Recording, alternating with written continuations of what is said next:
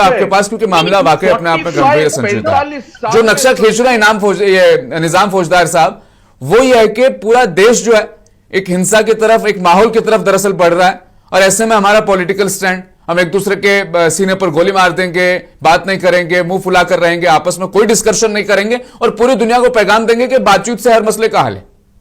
और यहां देश में जो हालात बन रहे हैं वहां पर तो बातचीत कीजिए एटलीस्ट, कम से कम। देखिए, जो लगातार इस तरह की टिप्पणी हो रही है, आ रहा हूं हुकुम से आपके पास आ रहा हूं। हाँ, एक चीज स्पष्ट होती जा रही है कि कुछ हो ना रहा हो, ना हो रहा हो, लेकिन नेताओं की साख लगातार गिर रही है जनता की नजर में, जिसके सीधे सीधे प्रमाण यह है कि आज देश के प्रधानमंत्री हो, नेता प्रतिपक्ष हो, किसी राज्य का मुख्यमंत्री हो, सबको कोई गाली दे रहा है और कोई अभद्र टिप्पणी कर रहा है। मुझे लगता है कि जो मैंने पहले कहा था कि दलगत राजनीति से हटकर इस पर सरकार को, सारे राजनीतिक दलों को विचार करना चाहिए, इस पर कार्रवाई होनी चाहिए, जिससे भविष्य में इस तरह की गलती ना हो।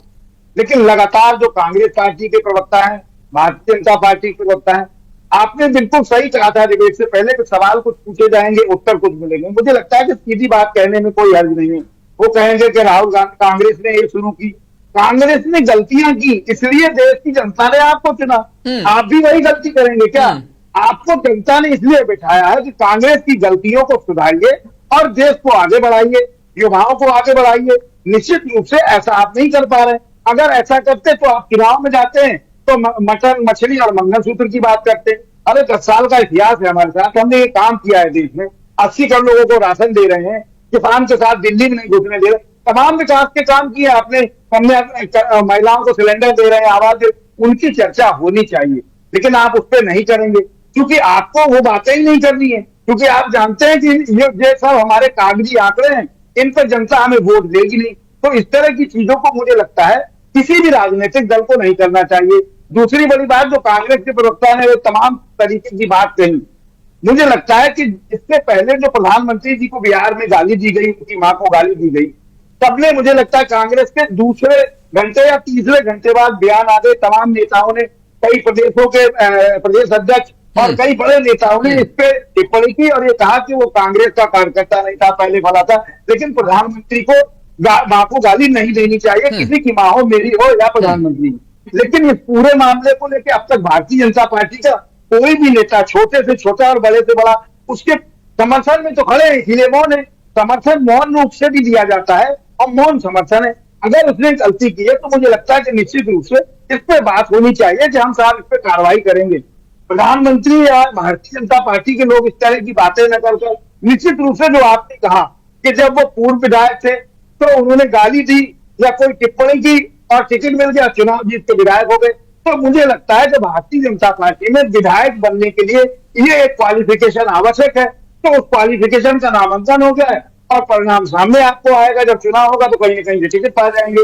कोई भी राजनीतिक दल, जो मैंने कहा, एक सेकंड में खत्म कर रहा हूं, कि दलगत राजनीति से हटके इस पे बात करनी चाहिए, क्योंकि आज मेरी, कल 100% आपकी बारी है।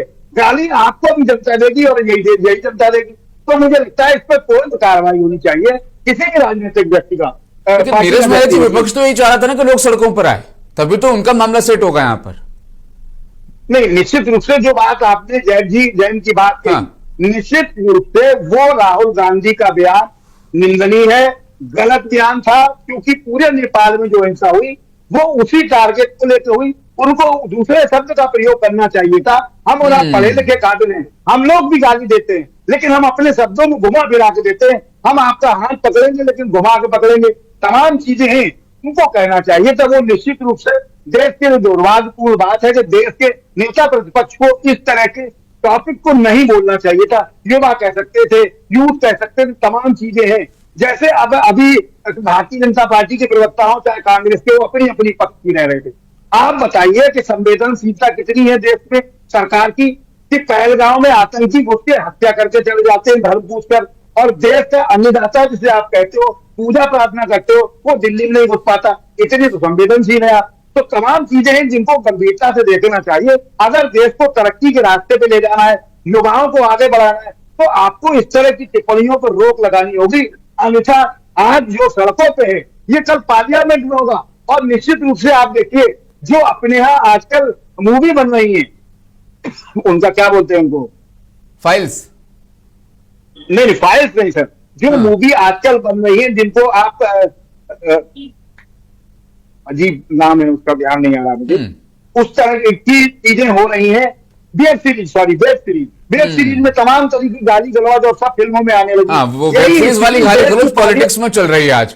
और दरअसल आप जिस खतरे का जिक्र करें ना, नीरज मायरा जी, उत्तराखंड की एक लड़की ये कहती हुई दरअसल आजकल वायरल है, कहती हैं कि यहां से तो हेलीकॉप्टर उड़ेगा नहीं, मौसम बड़ा खराब रहता है।